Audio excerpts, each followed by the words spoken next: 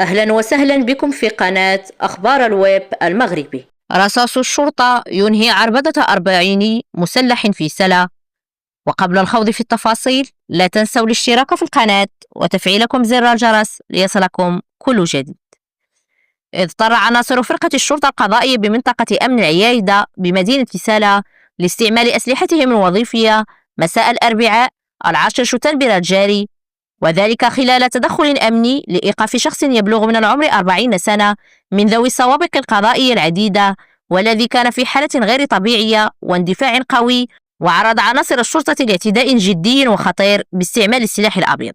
وتشير المعطيات الخاصة بالبحث إلى تدخل عناصر الشرطة من أجل توقيف المشتبه فيه الذي كان بصدد إحداث الفوضى بالشارع العام وتهديد سلامة الأشخاص والممتلكات الخاصة باستعمال سكين من الحجم الكبير، حيث واجه عناصر الدورية بمقاومة عنيفة، وعرض أحد موظفي الشرطة لجرح على مستوى ذراعه باستعمال السلاح الأبيض، وهو الأمر الذي اضطر معه مفتشي الشرطة لاستعمال أسلحتهم الوظيفية وإطلاق عيارات نارية تحذيرية وأخرى أصابت المعنية بالأمر.